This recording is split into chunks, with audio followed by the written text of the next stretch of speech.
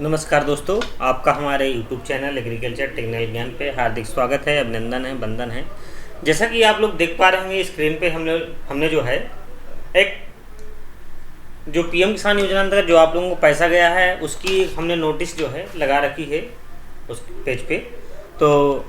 देख पा रहे होंगे कुछ नोटिस कुछ जो है आपको इस प्रकार की प्राप्त हो रही है कि वहाँ पर देख पा रहे हो कार्यालय का नाम है उप कृषि निदेशक के यहाँ से आ रही है नोटिस आपको, और जिला का नाम जो है जो जिला है वहाँ का जिला का नाम भी आपका आ रहा है, पत्रांक है उसका। वसूली की नोटिस क्या है जो है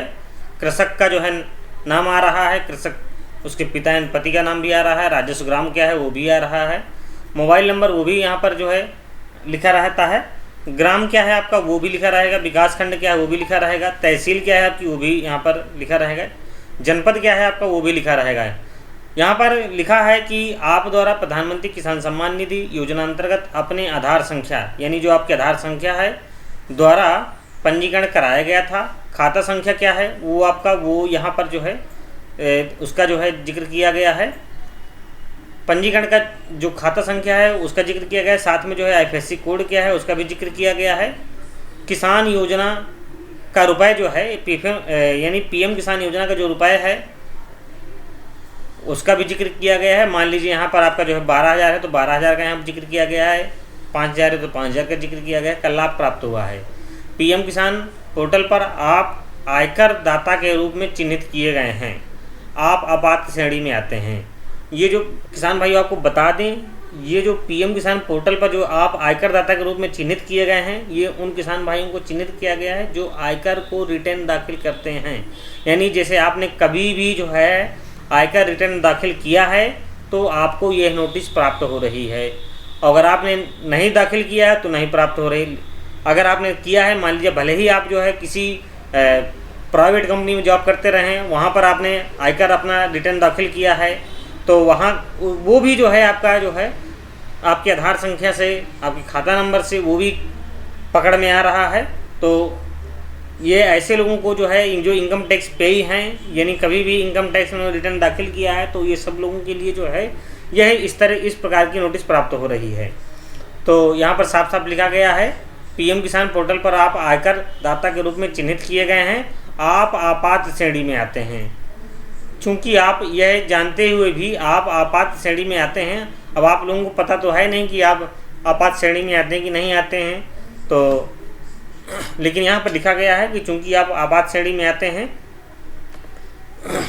तो आप जानबूझकर पीएम किसान योजना का लाभ अवैधानिक रूप से यानी जो है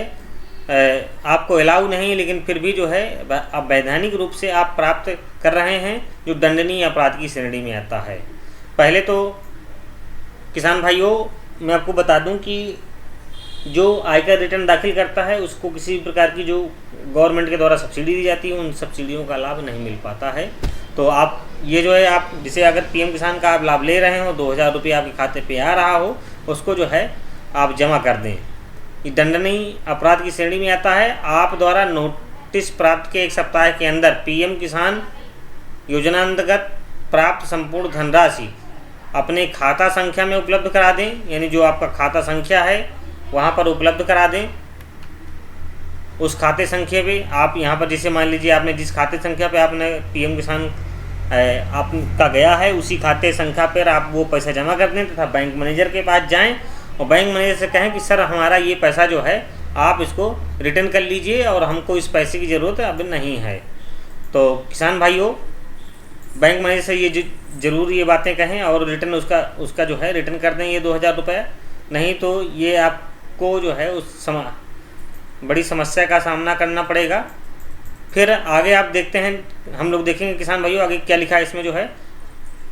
अतः आप नोटिस प्राप्त के 1 सप्ताह के अंदर पीएम किसान योजना अंतर्गत प्राप्त संपूर्ण धनराशि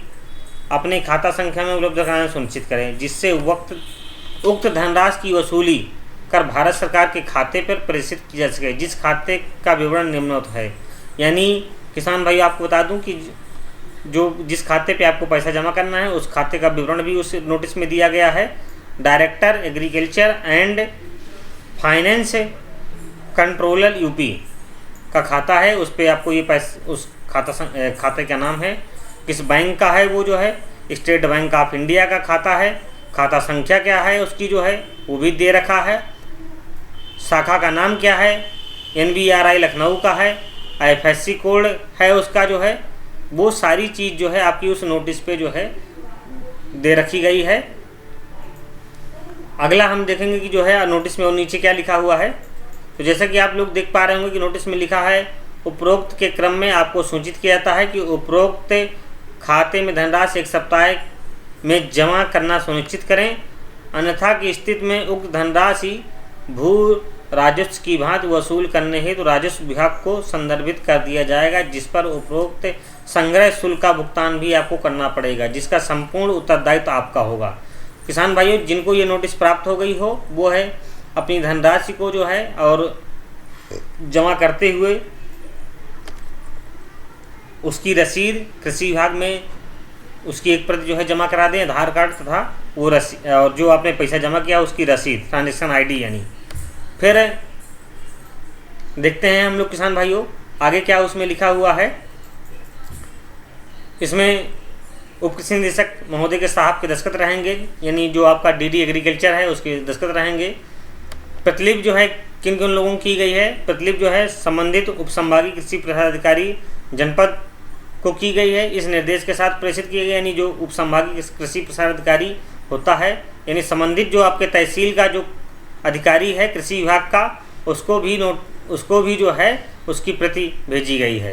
निर्देश के साथ प्रेषित की गई कि संबंधित कर्मचारी के माध्यम से लाभार्थी को नोटिस तामील कराते हुए अध्यक्षता को भी अवगत कराएं।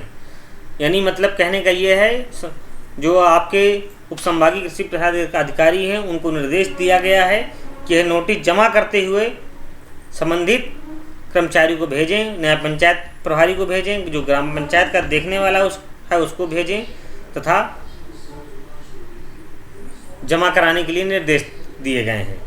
अगला देखते हैं, संबंधित शाखा प्रबंधक को भी इस आशय के साथ उपरोक्त लाभार्थी के बैंक खाते से उक्त धनराशि वसूल कर भारत सरकार के खाते में हस्तांतरित कर ट्रांजेक्शन डिटेल आदो हस्ताक्षर को प्रेषित करें, ताकि प्राप्त वसूली का विवरण कृषि निदेशालय के माध्यम से भारत सरकार को प्रेषित किया जा सके। तो संबंधित जो आपकी शाखा है बैंक की, उस शाखा प्रबंधक को भी जो है भेजी गई है, तो वो भी जो है आपकी जो है किस्त वहाँ से जो आपका पैसा है आपके खाते पे जितनी किस्तें गई हैं उस पैसे को जो है काट के जो है भारत सरकार के खाते पे जो है वो भेज देंगे। तो किसान भाइयों, और आप जैसे कि आप देखते हैं कि आप जब बेनिफिशियरी स्टेटस में चेक करते हैं तो वहाँ पर देख पा रहे होंगे कुछ इस प्रकार का उसका इंटरफेस खुलता है, जिनको जो है इसी नोटिस जो प्राप्त हुई है वहाँ पर उसका फार्मर का नेम, उसके फादर्स का नेम वगैरह सब दिए हो, कितने किस्तें गई हैं, वो सारी चीज़ें जैसे इन किसान भाइयों को जिनका हमने डाटा खोल रखा है उनको 6 किस्तों का लाभ मिल चुका, फर्स्ट, सेकंड, थर्ड, फोर्थ और सिक्स्थ किस्तों का लाभ इनको मिल चुका है। टोटल 12,000 इनको रुपये का लाभ मिल चुका है। तो इनको 12,000 रुपया इनको जमा भी करना पड़ेगा। और यहाँ पर देख पा रहे होंगे beneficiary is inactivate due to income tax payee, यहाँ पर लिख के भी आ रहा है स्टेटस में। तो किसान भाइयों, आपसे अनुरोध है कि इस पैसे को जमा कराते हुए आप जो संबंधित आपके जिला के कृषि विभाग के अधिकारी हों उनको अवगत कराएं तथा उनको रसीद और आधार कार्ड उपलब्ध कराना सुनिश्चित करें, जिससे आपका पैसा जो है अन्न की जो रिकवरी है वो राजस्व के द्वारा ना हो सके। अगर राजस्व से वसूली होगी तो आपको पैसा जो है ज़्यादा लगेगा। इसलिए किसान भाइयों, राजस्व की वसूली के पहले जमा करते हुए जो है अपना जो है उसको जमा कर दें, राजस्व के चक्कर में मत पड़ें। किसान भाइयों, अगर आपको हमारा ये वीडियो अच्छा लगे तो हमारे चैनल को लाइक एवं सब्सक्राइब करें तथा हमारे चैनल के बारे में अन्य अपने किसान भाइयों को भी बताएं तथा अगर हमारा वीडियो आपको में कोई समस्या हो तो उसके बारे में भी हमको कमेंट्स के माध्यम से जो है हमको अवगत कराएं, ताकि हम उसमें अधिक से अधिक सुधार कर सकें। धन्यवाद किसान भाइयों।